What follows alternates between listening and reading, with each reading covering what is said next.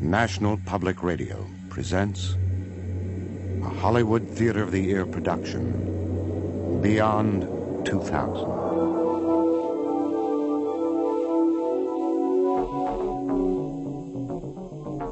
A radio series devoted to stories of the next millennia. Now, here is your host, the award-winning writer and critic, Harlan Ellison. In this installment of Beyond 2000, Mr. Robin Williams, the well-known star of stage, screen, radio, radar, and crabgrass in Repent, Harlequin, said the Ticktockman by me.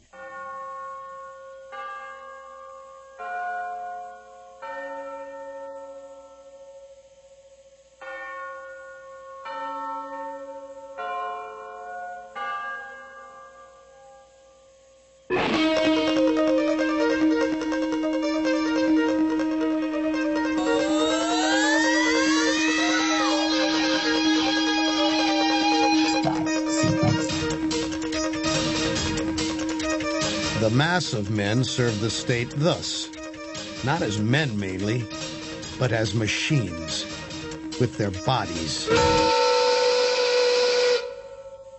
They are the standing army and the militia, jailers, constables, posse comitatus, etc. And in most cases, there is no free exercise whatever of the judgment or of the moral sense, but they put themselves on a level with wood and earth and stones, and wooden men can perhaps be manufactured that will serve the purpose as well. And such command no more respect than men of straw or a lump of dirt. They have the same sort of worth as horses and dogs, yet such as these even are commonly esteemed good citizens. Good time, Senator. Tight moments, Armstead. Others, as most legislators, politicians, lawyers, ministers, and office holders, Good time, Congressman. Fine minutes, Armstead. serve the state chiefly with their heads. And as they rarely make any moral distinctions, they are as likely to serve the devil without intending it as God. Look, an airboat buzzing the sidewalks. A very few, as heroes, patriots, martyrs, reformers in the great sense, and men, Don't break stride. serve the state with their consciences also. They're pulling up. And so, necessarily resist it for the most part.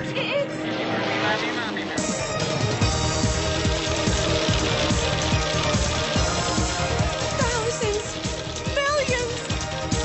It's raining color. What did he dump on us? Jelly beans. Jelly beans.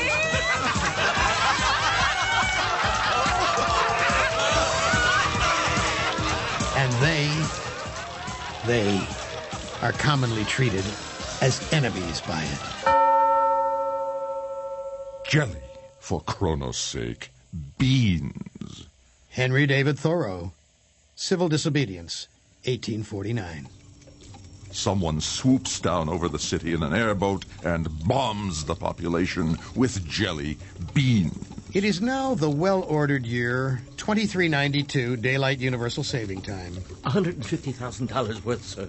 The situation analysts did exhaustive logarithmic projections. Where did he get the money? That's what I'd like to know. For that matter, where did he get the jelly beans? According to the neurohistorians, no one's manufactured jelly beans for over 100 years. What are they? What are they for? They had no function.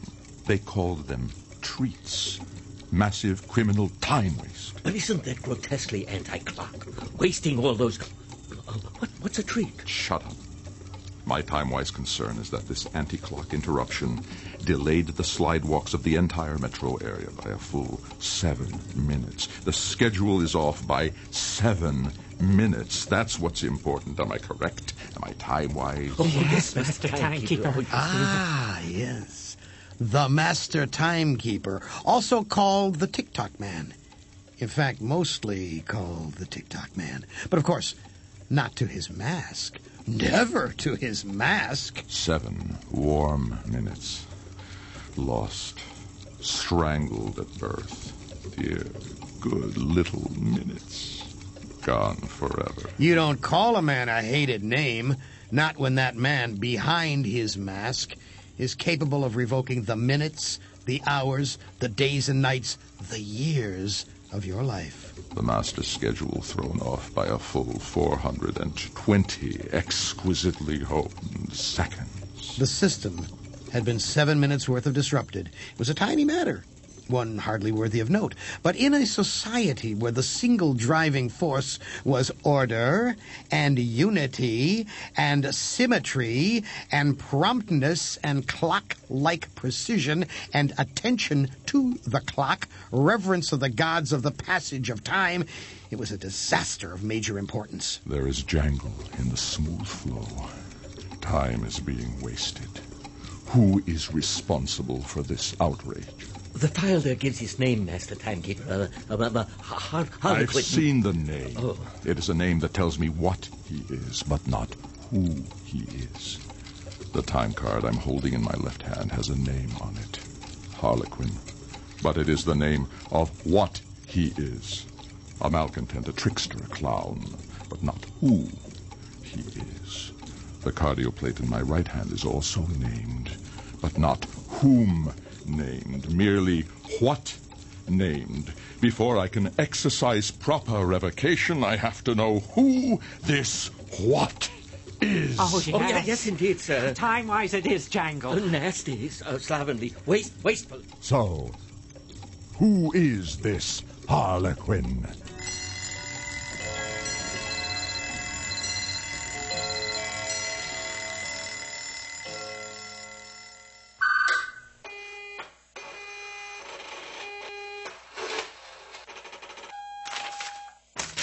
They're after you, Everett. Look at this. That is really disgusting. Disgusting and highly improbable. No, if I've warned you once, I've warned you ages worth. Oh, after all, this isn't Day of the Desperado. A wanted poster, for crying out loud. Ew, hey, we're going to get him. Yeah, we're going to get me. You speak with a great deal of inflection. Well, it's not inflection, it's imitation, really. It was an old imitation. You've got to be careful. I'm sorry, pretty Alice. No need to be sorry. You're always saying I'm sorry. Oh, you have such massive guilt, Everett. It's really very, very sad. I'm sorry. Oh. Well, I don't mean I have to go. No. Out. Well, I have to do something. It'll only take 5 minutes. Oh, Everett. 6, 7. For Chrono's sake, Everett. Can't you stay home just one night? Must you always be out in that ghastly clown suit, jingling those bells, running around annoying people? You don't like my bells? No. Not the bells, bells, bells, bells, bells, bells, bells. Murmy. What is that supposed to mean? Nothing. It's just an unconscious mnemonic I make when I'm idling. No, it's a maddening silliness is what it is. I have to go. Oh. 8 minutes, not a nanosecond longer. No, wait, it's the fax box.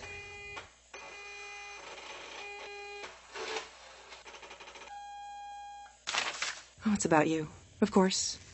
You're ridiculous. Honey, now the Ticktockman is trying to find you. I don't care. I'm going to be out late again. Just 10 minutes. About 10. Oh. And you speak with inflection, too. Oh, you're ridiculous. Okay.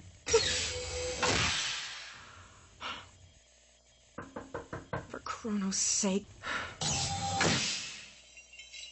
What? I'll be back about 10:30. Right. Why do you tell me that? Why? You know you'll be late. You know it. You're always late, so why do you tell me these dumb things? I'm sorry.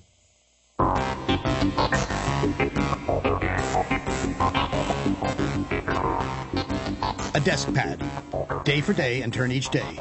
9 o'clock, open the mail. 9:45, appointment with Planning Commission Board. 10:30, discuss installation progress charts with JL. 11:45, pray for rain. Noon, lunch. And so it goes. I'm sorry, Miss Grant, but the time for interviews was set at 2:30, and it's almost 5 now. I'm sorry you're late, but those are the rules. You'll have to wait till next year to submit an application for this college again. And so it goes. The 1010 local stops at Cresthaven, Galesville, Tonawanda Junction, Selby, and Farnhurst. But not at Indiana City, Lucasville, and Colton, except on Sunday. The 10:35 express stops at Galesville, Selby, and Indiana City, except on Sundays and holidays. And so it goes. I couldn't wait, Fred. I had to be at Pierre Cartin's by 3. And you said you'd meet me under the clock in the terminal at 2:45, and you weren't there, so I had to go on. You're always late, Fred. If you'd been there, we could have sewed it up together, but as it was, well, I took the order alone. And so it goes. Dear Mr. and Mrs. Atherley, in reference to your son Gerald's constant tardiness, I'm afraid we will have to suspend him from school unless some more reliable method can be instituted guaranteeing he will arrive at his classes on time. Granted, he is an exemplary student and his marks are high, but his constant flouting of the schedules of this school makes it impractical to maintain him in a system where the other children seem capable of getting where they're supposed to be on time. And so it goes. You cannot vote unless you appear at 8:45 a.m. I don't care if the script is good. I need it Thursday. Checkout time is 2 p.m. You got here late. The job's taken. Sorry. Your paycheck has been docked 20 minutes time lost. What time is it? I gotta run. And so it goes, so it goes, so it goes, goes. Tick-tock, tick-tock, tick-tock, tick-tock. And one day, we no longer let time serve us. We serve time and willingly let ourselves be duped into becoming slaves of the schedule, worshippers of the sun's passing, bound into a life predicated on corporate business restrictions because conglomerates rule governments and the companies know time is money. And the system will not function if we don't keep the schedule tight. Until it becomes more than a minor inconvenience to be late. It becomes a sin, and the crime, and then a crime punishable by... Effective 15 July 2389, 12 midnight, the office of the master timekeeper will require all citizens to submit their time cards and cardio plates for processing in accordance with Statute 555-7-SGH-99, governing the revocation of time per capita. All cardio plates will be keyed to the individual was to devise a method of curtailing the amount of life a person could have. If he was 10 minutes late, he lost 10 minutes of his life. An hour was proportionately worth more revocation. If someone was consistently tardy, he might find himself on a Sunday night receiving a communique from the master timekeeper stating... Your time has run out. You will be turned off. High noon, Monday.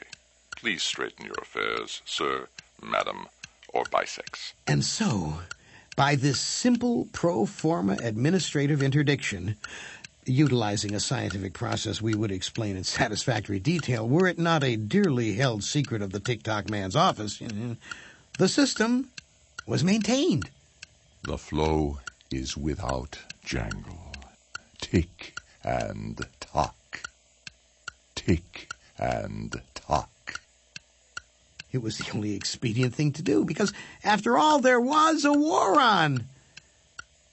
But wasn't there always a war on? And so, just for example, at random...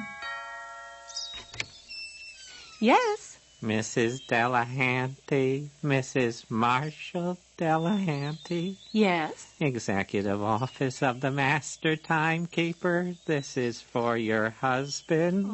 Oh, no,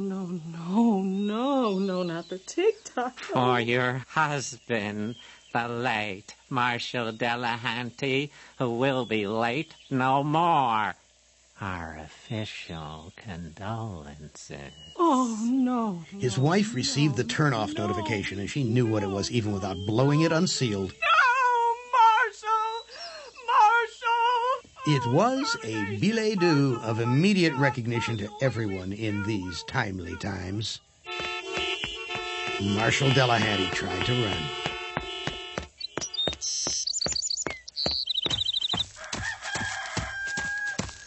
Early the next day, when turn-off time came, he was already deep in the Canadian forest, 200 miles away, and the office of the Ticktockman blanked his cardio plate. One light went out on the sector map in the office of the master timekeeper, while notification was entered for fax reproduction, and Georgette Delahanty's name was entered on the dole rolls till she could remarry, and that's all the point that need be made. Except don't laugh, because that's what would happen to the Harlequin if ever the Ticktockman found out his real name. No, this isn't funny. The Harlequin is hereby ordered to appear before the master timekeeper. The Ticktockman's order was broadcast across every channel of the communications web. He was ordered to be there at 7, damn it, on time. And they waited, and they waited. 7 o'clock and no sign of him. And they waited, and they waited. Moonlight in Vermont. There he is. 10:32 in 21 seconds. Mermy. What's a mermy? What's a Vermont? Harlequin vanished. They had all been waiting since 7, and it wrecked hell with their schedules. So the question remained... Who is this Harlequin?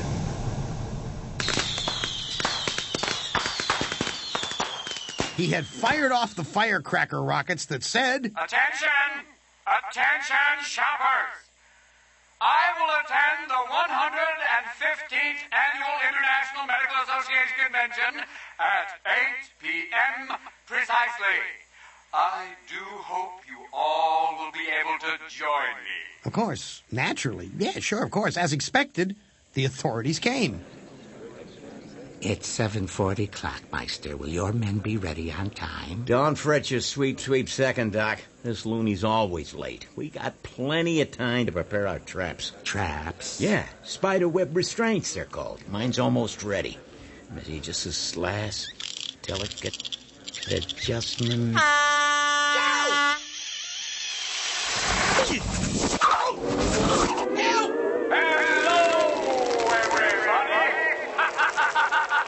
Harlequin so unnerved the authorities with his sudden, loud, and early entrance that their own moisturized encirclement webs sucked closed, and they were hauled up, kicking and shrieking, high above the amphitheater's floor. Watch out for the chandelier, boy.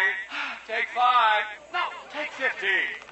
Just hang out up there in the rarefied. Sorry to interrupt your solemn conclave, fellas. Just had so much time on my hands, it was either wash them or let them drip all over you. Merry.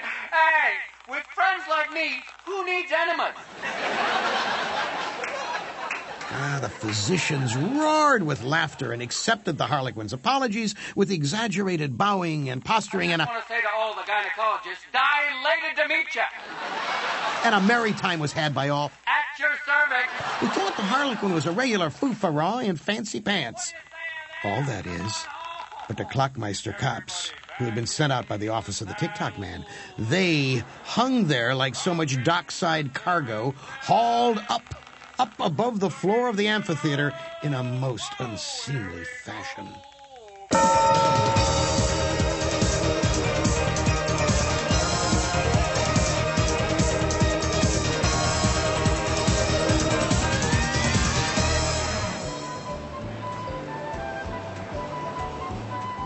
The shopping level of the city was thronged with the Thursday colors of the buyers. Women in canary yellow chitons and men in pseudo-Tyrolean outfits. Jade green was the color this season, fit very tightly, save for the balloon pants.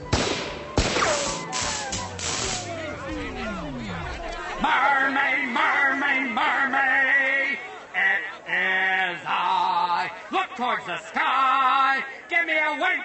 I'll try to make you think. When the Harlequin appeared in the still being constructed Dyson Dome of the new Efficiency Shopping Center, his bullhorn to his elfishly laughing lips, everyone pointed and stared and began running late, and he berated them from atop the spire. Why let them order you about? Why let them tell you to hurry and scurry like ants or maggots? Take your time. Saunter a little. Enjoy the sunshine. Enjoy the breeze. Let life carry you at your own pace. Travel at the speed of life. Don't be the slaves of time. It's a hell of a way to die. Slowly, by degrees. Who's the loony? A crackpot. A wacko pervo devo. A fashion disaster, if you ask me. Oh, wow. I'm going to be late. Hip-hop, tick-tock. Ticktockman. With inefficiency. And the construction gang on the shopping center received an urgent call. Yeah. This is the office of the master timekeeper. A dangerous fugitive known as the Harlequin is atop your spire. We need your immediate aid in apprehending him. No can do, pal. We'd lose time on the construction schedule. We don't want to get docked. You know how it is. Tick-tock, tick-tock. Down with the Ticktockman. Down with the tickster. Le toc. Der Ticktockmensch. Il tic-toc. But the Ticktockman managed to pull the proper threads of government webbing, and the gang was told to cease work and catch that nitwit up there on the spire, up there with the bullhorn. Oh, tic-tac-toe.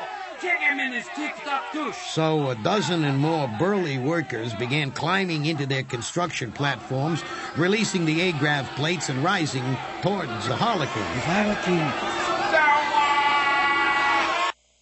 Did they get him? No, Master Timekeeper. No? Did you say no? Am I hearing no? Yes, sir, you're hearing no. He, disappeared very quickly, very efficiently. Vanished, just poof, like that, sir. Sir. No one was hurt, though, sir. No one was hurt? The shopping cycle was thrown off by hours. Hours. The purchasing needs of the system fell so far behind that measures had to be taken to accelerate the cycle for the rest of the day. But it got bogged down and speeded up, and they sold too many float valves and not nearly enough wegglers, which threw off the Popley ratio, which necessitated rushing cases of spoiling Smash-O to stores that usually only need a case once every 3 or 4 hours. Shipments were bollocksed, transshipments misrouted. Even the swizzle skid industry felt it.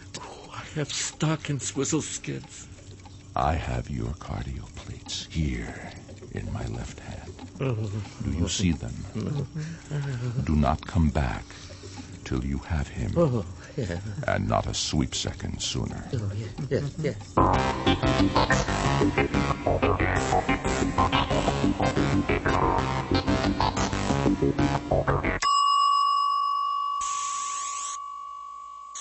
Your lima beans are done. Oh, sweet, sweet, sweet, pretty Alice. Eat your lima beans. What an absolutely sweet, sweet, sweet week and a half or so it's been. If you don't eat your lima beans, they'll get soggy. I hate lima beans. Have you been catching the tall screen news reports? Did you see me at the Dyson Dome, huh? Yes, you were humiliating. Lima beans are good for you. They strengthen the promptness tissues and social responsibility glands. They cause night blindness, the staggers, rinderpest, beriberi, hoof and mouth disease, Dutch elm blight, monkey mass, and uncontrollable flatulence. I wasn't even a little bit humiliating. I was wonderful. A hero of the people. Oh, if they catch you, they'll turn you off, Everett, and me along with you. Because I love you, and I live with you, and I'm scared of you. Honey, please, I'd never let anybody hurt you, pretty Alice. I swear it. Look. I'm eating a lima bean. I'm not a bad person. I never asked for this. It's terrible. I'm afraid all the time. All I ever wanted was a new Wegler, a few Popley, and a quiet life. Why are you doing this to me? I'm not doing it to you, honey. I'm doing it to stop what they're doing to us. What we've become. This kind of living is what's terrible. I have to go. Oh, Everett, no. But I'll be back in a little while. Well, maybe more than a little while. Will you wait up for me? I have to. I'm afraid to close my eyes. More moments till I come back.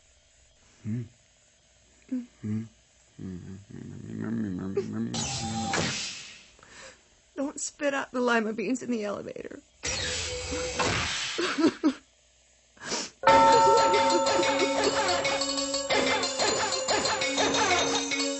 Do not come back till you have him.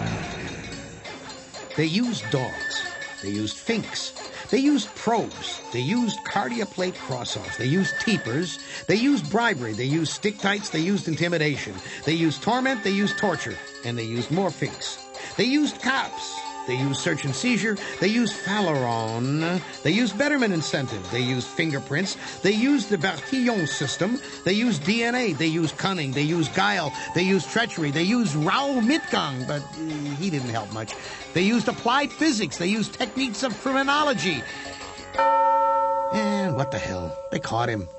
Everett C. Marm, you're under arrest for the crime of sluggardliness, tardiness with lateness of forethought, terminal procrastination, chronic belatedness, disturbing the peace, and contempt of system. You have the right to remain silent. After You all, better shut up. his name was only Everett C. Marm, a little fella, and he wasn't much to begin with, except a man who had no sense of time, but rather more courage than most average citizens. Repent, Harlequin.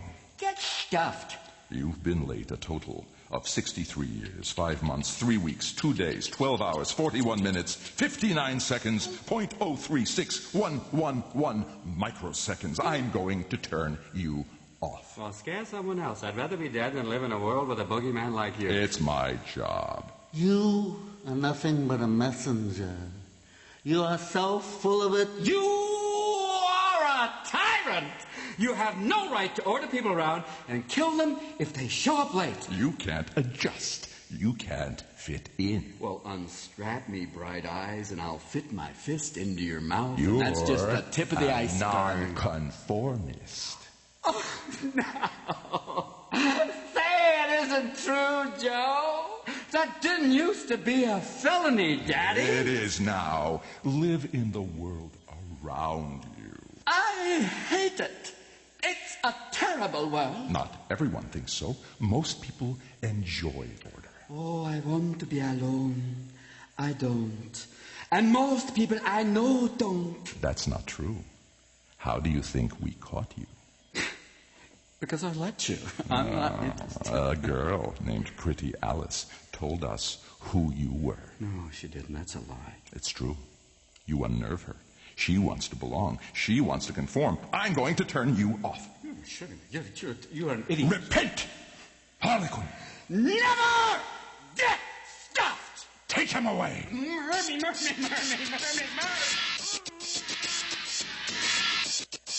So they sent Everett C. Marm to Coventry.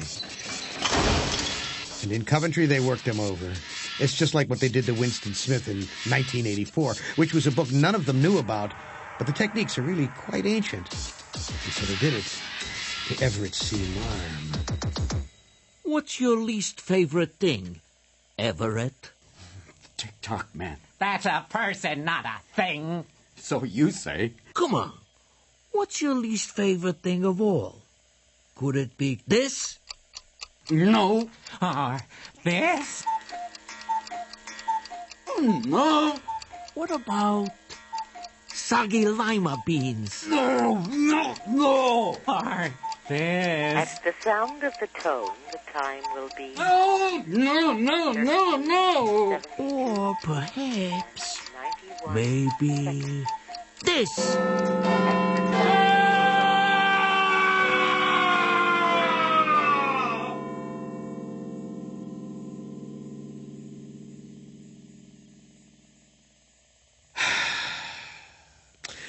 And one day, quite a long time later, the Harlequin appeared on the communications web, appearing elfin and dimpled and bright-eyed and not at all brainwashed. And he said, I was wrong.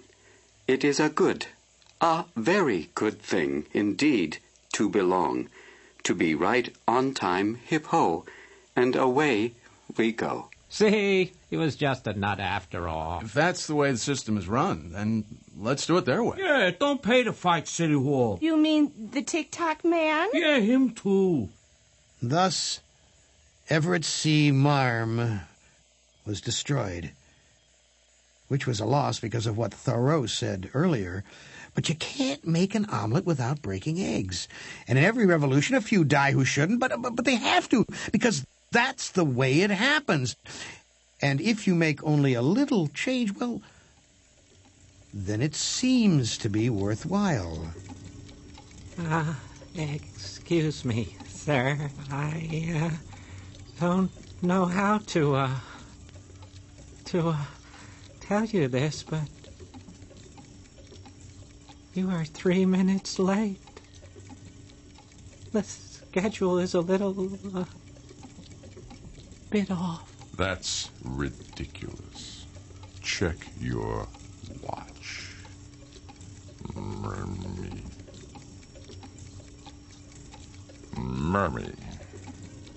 Mermy. Mermy, mermy, mermy, mermy, mermy, mermy, mermy, mermy, mermy, mermy, mermy.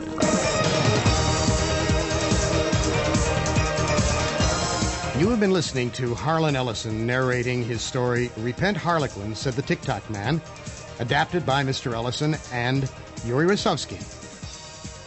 You have heard in the cast Patria Burchard as Pretty Alice, Artie Johnson and James Otis as the Ticktockman's henchmen, Stefan Rudnicki as the Ticktockman, and Robin Williams as Harlequin, with Ira Burton, Hamilton Camp, and Laura Kellogg.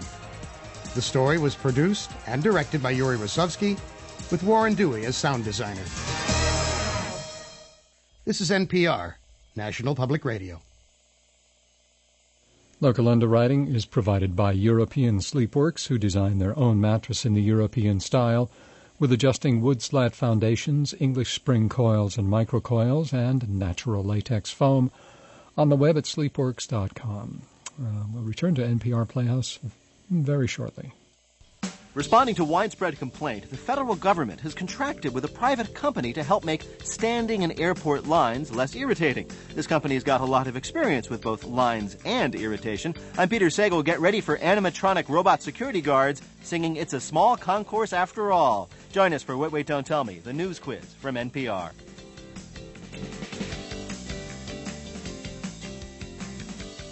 We'll have Wait, Wait, Don't Tell Me at the end of NPR Playhouse. It's going to be at about 10:30 here on KQED-FM in San Francisco. Here once again is your host, Harlan Ellison. There have been possibly thousands, well, certainly hundreds, of stories that echo and resonate and outright pilfer from this famous fable by the waters of Babylon. But when Stephen Vincent Benét sat down to write this one, he was tilling a fresh field. Consider context more than a half-century later as Stephen Vincent Benét pauses by the waters of Babylon. The north and the west and the south are good hunting ground, but it is forbidden to go east. It is forbidden to go to any of the dead places except to search for metal, and then he who touches the metal must be a priest or the son of a priest. Afterwards, both the man and the metal must be purified. These are the rules and the laws, and they are well made. It is forbidden to cross the great river and look upon the place that was the place of the gods. This is most strictly forbidden. We do not even say its name, though we know its name. It is there that spirits live, and demons. It is there that there are the ashes of the great burning. I am the son of a priest. I have been in the dead places near us with my father. At first, I was afraid. When my father went into the house to search for the metal, I stood by the door, and my heart felt small and weak. It was a dead man's house, a spirit house. It did not have the smell of man, though there were old bones in a corner. But it is not fitting that a priest's son should show fear. I looked at the bones in the shadow and kept my voice still. Then my father came with the metal, a good strong piece. He looked at me with both eyes, but I had not run away. He gave me the metal to hold. I took it, and did not die. So he knew that I was truly his son, and would be a priest in my time. After a time, I myself was allowed to go into the dead houses and search for metal. So I learned the ways of those houses, and if I saw bones, I was no longer afraid. The bones are light and old. Sometimes they will fall into dust if you touch them, but that is a great sin. I was taught the chants and the spells. I was taught how to stop the running of blood from a wound, and many secrets. A priest must know many secrets. That was what my father said. If the hunters think we do all things by chants and spells, they may believe so. It does not hurt them. I was taught how to read in the old books, and how to make the old writings. That was hard and took a long time. My knowledge made me happy. It was like a fire in my heart. Most of all, I liked to hear of the old days and the stories of the gods. I asked myself many questions that I could not answer, but it was good to ask them. At night, I would lie awake and listen to the wind. It seemed to me that it was the voice of the gods as they flew through the air. We are not ignorant like the forest people. Our women spin wool on the wheel. Our priests wear a white robe. We do not eat grubs from the tree. We have not forgotten the old writings, although they are hard to understand. Nevertheless, my knowledge and my lack of knowledge burned in me. I wished to know more. When I was a man at last, I came to my father and said, "It is time for me to go on my journey. Give me your leave." He looked at me for a long time, stroking his beard. Then he said at last, "Yes, it is time." That night, in the house of the priesthood, I asked for and received purification. My body hurt, but my spirit was a cool stone. It was my father himself who questioned me my dreams. Look into the smoke of the fire and tell me what you see. It is always what I see. A river, and beyond it, a great dead place, and in it, the gods walking. This is a strong dream. It is mine. It may eat you up. I am not afraid. So be it. I touch you on the breast and the forehead, and I give you these, a bow and 3 arrows. Take them. It is forbidden to travel east. It is forbidden to cross the river.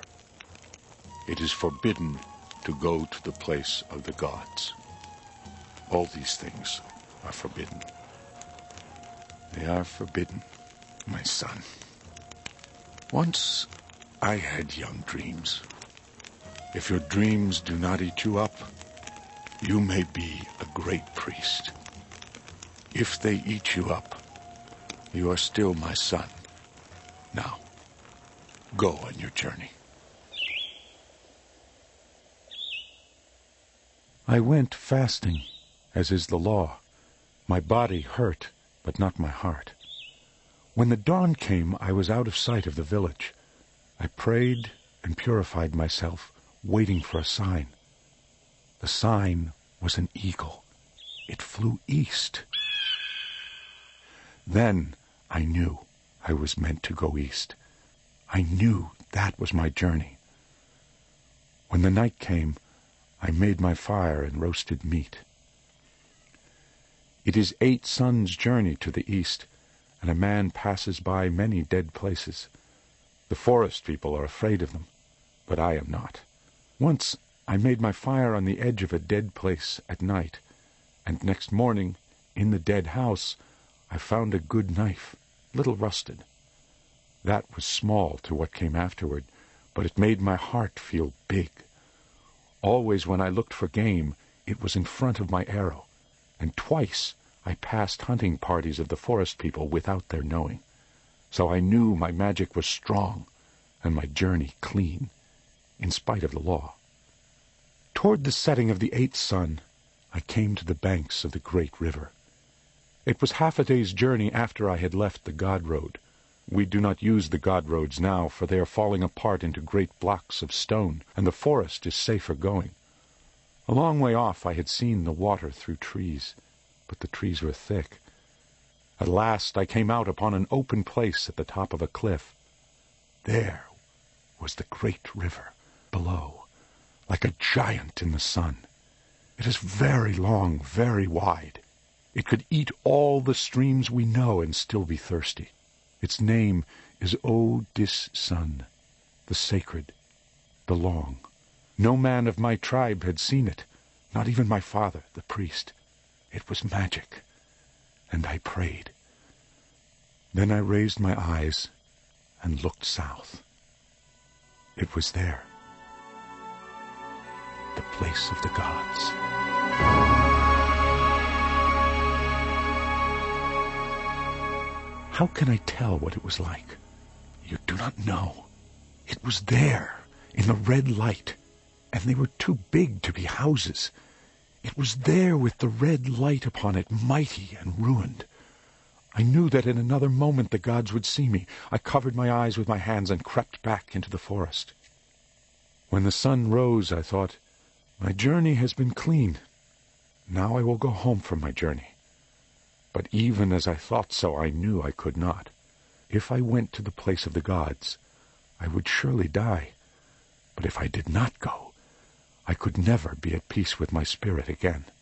It is better to lose one's life than one's spirit, if one is a priest and the son of a priest. Nevertheless, as I made the raft, the tears ran out of my eyes. The forest people could have killed me without fight if they had come upon me, but they did not come. When I was very near, my raft struck and turned over. I can swim in our lakes. I swam to shore. There was a great spike of rusted metal sticking out into the river. I hauled myself up upon it and sat there, panting. I had saved my bow and 2 arrows and the knife I found in the dead place, but that was all. When I had dried my bowstring and restrung it, I walked forward to the place of the gods. It felt like ground underfoot. It did not burn me.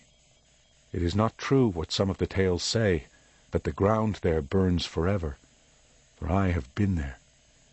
Here and there were marks and stains of the great burning. On the ruins, that is true. But they were old marks and old stains. It is not true either what some of the priests say, that it is an island covered with fogs and enchantments. It is not. It is a great dead place, greater than any dead place we know. Everywhere in it there are god roads, though most are cracked and broken. Everywhere there are the ruins of the high towers of the gods.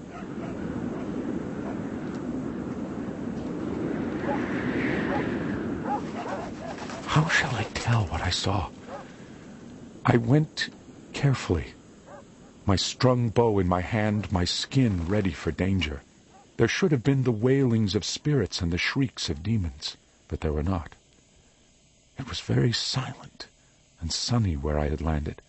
The wind and the rain and the birds that dropped seeds had done their work. The grass grew in the cracks of the broken stone. It is a fair island. No wonder the gods built there. If I had come there a god, I also would have built. There was a carved stone with cut letters, broken in half. I can read letters, but I could not understand these. They said, Ubtreas. Ubtreas. Ubtreas. There was also the shattered image of a man, or a god. It had been made of white stone, and he wore his hair tied back like a woman's. His name was Ashing, as I read on the cracked half of a stone. I thought it wise to pray to Ashing, though I do not know that god. I saw a dog sitting on his haunches. His tongue was hanging out of his mouth. It looked as if he were laughing. He was a big dog, with a gray-brown coat, as big as a wolf. I sprang up and shouted at him, but he did not move. He just sat there, as if he were laughing. I did not like that. When I reached for a stone to throw, he moved swiftly out of the way of the stone. He was not afraid of me. He looked at me as if I were meat. No doubt I could have killed him with an arrow, but I did not know if there were others. I did not like that. Moreover, night was falling. I looked about me. Not far away there was a great broken god road leading north. The towers were high enough, but not so high, and while many of the dead houses were wrecked, there were some that stood. I went toward this god road, keeping to the heights of the ruins, while the dog followed. When I had reached the god road, I saw that there were others behind him. They were sure enough of me. They did not hurry. When I went into the dead house, they kept watch at the entrance. Doubtless they thought they would have a fine hunt. But a dog cannot open a door, and I knew from the books that the gods did not like to live on the ground, but on high. I had just found a door I could open when the dogs decided to rush. Ha! They were surprised when I shut the door in their faces. It was a good door, of strong metal. I could hear their foolish baying beyond it, but I did not stop to answer them. I was in darkness. I found stairs and climbed. There were many stairs, turning around till my head was dizzy. At the top was another door. The lock of it was broken, and I opened it and went in. Within, there was a place of great riches. The god who lived there must have been a powerful god. Few even of the windows had been broken. It was all as it had been. The great windows that looked over the city had not been broken at all, though they were dusty and streaked with many years. There were coverings on the floors, the colors not greatly faded, and the chairs were soft and deep. There were pictures upon the walls, very strange, very wonderful. I remember one of a bunch of flowers in a jar. If you came close to it, you could see nothing but bits of color. But if you stood away from it, the flowers might have been picked yesterday. It made my heart feel strange to look at this picture, and to look at the figure of a bird in some hard clay on a table, and see it so like our birds. Everywhere there were books and writings, many in tongues that I could not read. The god who lived there must have been a wise god, and full of knowledge. I felt I had right there, as I sought knowledge also. Nevertheless, it was strange. There was a washing place, but no water. Perhaps the gods washed in air. There was a cooking place, but no wood, and though there was a machine to cook food, there was no place to put fire in it. Nor were there candles or lamps. There were things that looked like lamps, but they had neither oil nor wick. All these things were magic. But I touched them and lived. The magic had gone out of them. It was close and dry and dusty in their house of the gods. I have said the magic was gone, but that is not true. It had gone from the magic things, but it had not gone from the place. I felt the spirits about me, weighing upon me. Nor had I ever slept in a dead place before, and yet tonight I must sleep there. When I thought of it, my tongue felt dry in my throat, in spite of my wish for knowledge. Almost I would have gone down again and faced the dogs. But I did not. I had not gone through all the rooms when the darkness fell. When it fell, I went back to the big room looking over the city and made fire. There was a place to make fire and a box with wood in it, though I do not think they cooked there. I wrapped myself in a floor covering and slept in front of the fire. I was very tired. Now I tell what is very strong magic. I woke in the midst of the night.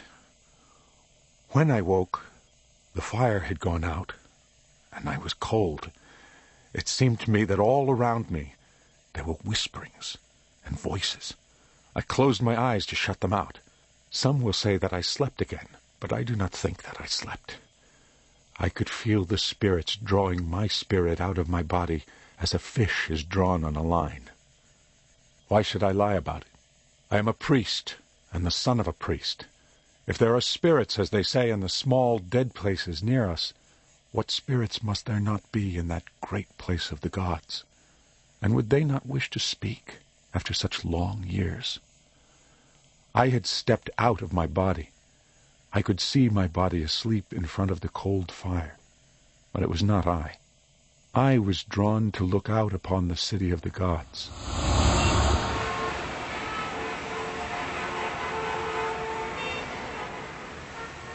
It should have been dark, for it was night, but it was not dark. Everywhere there were lights, lines of light, circles and blurs of light. 10,000 torches would not have been the same. The sky itself was alight. You could barely see the stars for the glow in the sky. I thought to myself, this is strong magic. and trembled.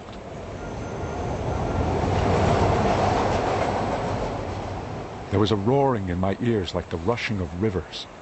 Then my eyes grew used to the light, and my ears to the sound. I knew that I was seeing the city as it had been when the gods were alive. That was a sight indeed. Yes, that was a sight. I could not have seen it in the body. My body would have died. Everywhere went the gods, on foot and in chariots. There were gods beyond number and counting, and their chariots blocked the streets. They had turned night to day for their pleasure. They did not sleep with the sun. The noise of their coming and going was the noise of many waters. It was magic what they could do. It was magic what they did. I looked out of another window. The great vines of their bridges were mended, and the god roads went east and west, restless. Restless were the gods, and always in motion. They burrowed tunnels under rivers. They flew in the air. With unbelievable tools they did giant works. No part of the earth was safe from them, for if they wished for a thing, they summoned it from the other side of the world. And always, as they labored and rested, as they feasted and made love, there was a drum in their ears, the pulse of the giant city, beating and beating like a man's heart. Were they happy? What is happiness to the gods? They were great. They were mighty. They were wonderful and terrible. As I looked upon them and their magic, I felt like a child. But a little more, it seemed to me, and they would pull down the moon from the sky. I saw them with wisdom beyond wisdom, and knowledge beyond knowledge.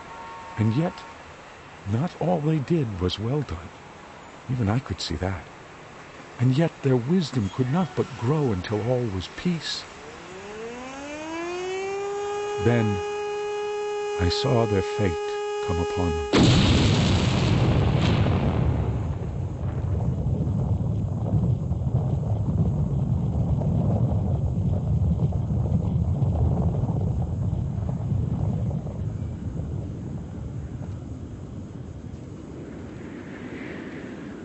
When I woke in the morning, I was hungry, but I did not think first of my hunger, for my heart was perplexed and confused. I knew the reason for the dead places, but I did not see why it had happened. It seemed to me it should not have happened, with all the magic they had. I went through the house looking for an answer. Then I saw the dead god. He was sitting in his chair by the window in a room I had not entered before. And for the first moment I thought that he was alive. Then I saw the skin on the back of his hand. It was like dry leather. The room was shut, hot and dry. No doubt that had kept him as he was. At first I was afraid to approach him. Then the fear left me. He was sitting looking out over the city. He was dressed in the clothes of the gods. His age was neither young nor old. I could not tell his age, but there was wisdom in his face and great sadness. You could see that he would not have run away. He had sat at his window watching his city die. Then he himself had died. But it is better to lose one's life than one's spirit. And you could see from the face that his spirit had not been lost. I knew that if I touched him, he would fall into dust. And yet there was something unconquered in the face. That is all of my story. For then I knew. He was a man. I knew then that they had been men. Neither gods nor demons. It is a great knowledge, hard to tell and believe.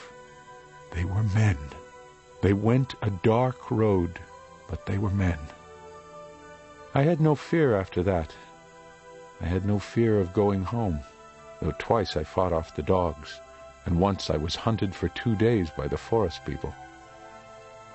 When I saw my father again, I prayed and was purified. He touched my lips and my breast. You went away a boy. You come back a man and a priest. Father, they were men. I have been in the place of the gods and seen it. Now slay me if it is the law. But still, I know they were men. The law is not always the same shape. You have done what you have done. I could not have done it in my time, but you come after me. Tell. I told, and he listened. After that, I wished to tell all the people, but he showed me otherwise. If you eat too much truth at once, you may die of the truth. It was not idly that our fathers forbade the dead places. He was right. It is better the truth should come out little by little. I have learned that being a priest. Perhaps in the old days they ate knowledge too fast. Nevertheless, we make a beginning. It is not for the metal alone we go to the dead places now. There are the books and the writings. They are hard to learn, and the magic tools are broken. But we can look at them and wonder. At least we make a beginning. And when I am chief priest, we shall go beyond the great river. We shall go to the place of the gods, the place New York. Not one man, but a company. We shall look for the images of the gods and find the god Ashing and the others, the gods Lincoln and Biltmore and Moses. But they were men who built the city, not gods or demons. They were men. I remember the dead man's face. They were men who were here before us. We must build again.